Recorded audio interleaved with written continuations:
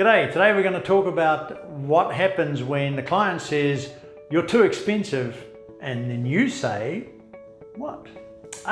Well, let's talk about this. The old, you're too expensive objection. Now, if you've been in business for a while, by now you will have come across clients or prospects who are giving you the, it's too expensive response. Well, what can you take out of it?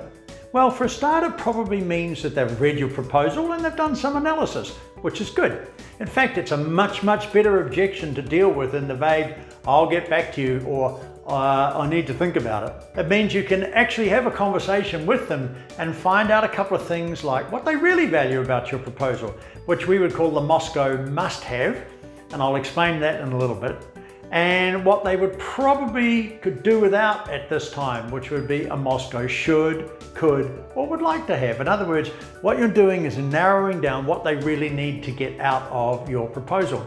Now, before you break down in tears and sob that you knew it all along and you'll never get people to pay for your work, and they're right, you really aren't very good anyway, then just stop, okay? It's not personal, even though it might feel this way. Look, here's some first responder treatment for your bruised ego. Number one, remind yourself that you're in business to make a profit so you can enjoy your life, which you will not compromise by accepting a price which is too low. Those are your standards. Number two, the work you do is of excellent quality and something that you're proud of. And number three, you've done the research and you know what the market price is and that the client won't get it any cheaper anywhere else or won't get better quality anywhere else. Now, little side note, you have done that market research, haven't you? And you do know what your profit margin is because you've worked out your hourly rate properly, haven't you? Just saying. So, before you respond, go back to your hourly rate calculation and the profit margin that you've built in and see if there's a little bit of wiggle room between the price you offered and that red line below which you will not go. And if you were following the advice we gave you in our online course, you will have baked in 10% or whatever number for this very reason. So what's to cry about? You've already anticipated this would happen because you've read this client correctly and you have a plan to manage it. This next piece cannot be overstated, okay? I'm going to speak it slow. Mastering the right mindset for this conversation with a client and believing utterly in the value that you're offering is so important. You are not going to devalue your work by doing the same amount of work for less money. You are instead going to talk about the amount of work that absolutely needs to be done, the Moscow must-have.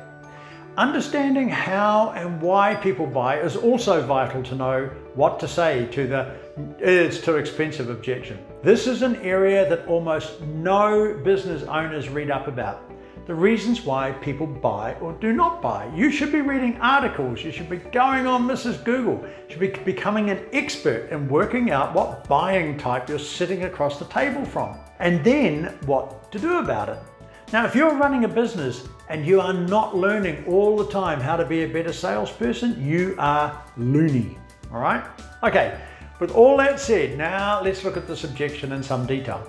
The worst mistake you can make is to try and cater for someone who actually doesn't value what you're offering. They're possibly not the right person for your business because remember, not everyone is going to value what you have to offer. Just because a customer says you're too expensive, it doesn't mean that what you have to offer isn't valuable. It just means it's not valuable enough to that customer or not valuable enough to them right now. So here's what you can say. What budget did you have in mind, Mr. Customer, to invest in XYZ solution? Now, if I could help you with XYZ problem, how much were you thinking that would be worth to you? And then you can match budget to the work and see what hourly rate that gives. And if it falls below that red line we talked about easier, then you can move to the next step, which is to offer them a reduced solution or added value. Don't compromise on the value you're creating just to please a customer who uses this objection. Stay firm on your price, but offer them a reduced solution to match their lower budget, or offer an added bonus at the original price if they agree to do business with you. It's pretty simple. It's just pure maths when it comes down to it. Keep thinking to yourself, at your budget, I can do X hours and the work requires Y hours. So I'm going to use Moscow to work out what you must have and what that will cost. And that's what I will come back to you with. So you're thinking this through to yourself. So this is what you say to the customer. Look, Mr. Customer, I don't want to compromise on the quality of what I'm offering. So if your budget is X number of dollars, then I would love to offer you a solution which fits within that. How does that sound? My prices are firm, however, but I would really like to work with you. But what I'd like to do is to offer you an additional bonus as a free added piece to thank you for doing business with me. So what you've done is you've given them two options. One, reduce the scope. Two, give them a bit of an added bonus which doesn't take too much of your time, but is not seen as being part of what you're actually negotiating about.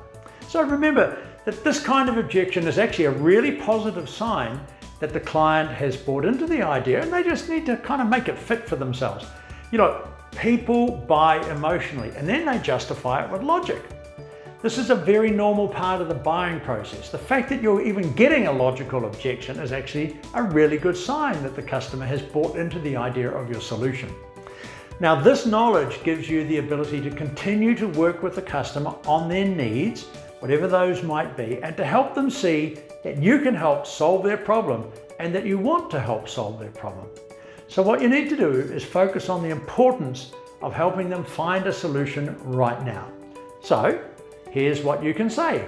I know finding XYZ solutions is actually really important to you, Mr. Customer. Can you tell me a little bit more about what the elements of a solution to XYZ problem are so that we can actually agree on those today? Or you can say something like this.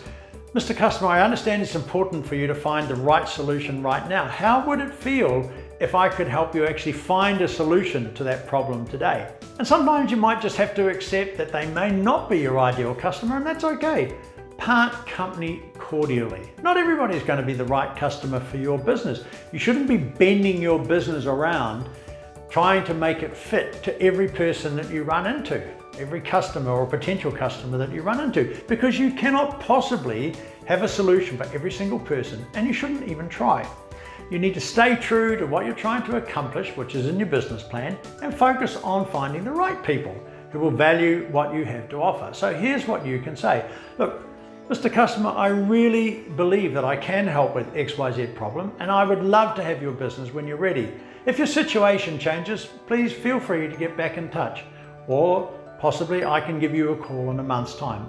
Or you say something like, I don't want to compromise on the quality of XYZ solution, so I'm afraid I actually can't lower my prices.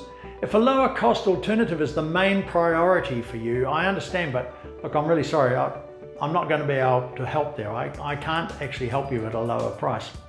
I've often found that refusing to compromise on my actual price, but be willing to adjust the work I do, has customers come back a while later, and then we have a much better quality discussion, which actually normally results in me getting the work, because they've come up in terms of their budget, usually because they found it was unrealistically low, and I gave them the baked in just in case rainy day extra profit margin already in my price, which means I've got a little bit of flexibility as well.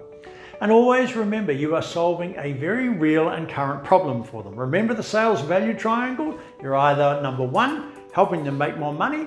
Number two, you're helping them to reduce costs. Or number three, you're expanding their market share, or a combination of all three. And that is the most compelling reason that somebody will become your customer, because what they will do is they can see they've got a real and current problem that they need to solve, and it's in one of those three areas. So your job is to focus on uncovering that problem and providing them with the right solution, and getting them to frame the pain in terms of the sales value triangle. So here's what you can say. You mentioned that you wanted to solve XYZ problem. I'm confident I can help you get more sales quickly, or save costs, or expand your market share, whichever it happens to be.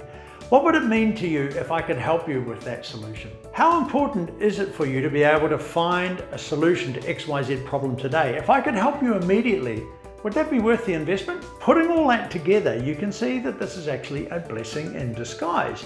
Dealing with the too expensive objection can be frustrating, but when you understand how and why people buy, you'll see it's actually not all bad, because this is the objection that the customer gives you to say they're not quite there yet, but if you respond in the right way, this objection can be overcome. So don't forget to like this video and subscribe. It'll help support the channel. And if there's anything that you would like for me to talk about, drop it into the comments. Join our Facebook group. The link is in the description box below, and I'll answer your questions in there. And don't forget to hit the bell icon and become part of our notification squad to get notified every time we upload, because I respond to questions in the first hour. I'll see you in the next video, and I'll catch you later.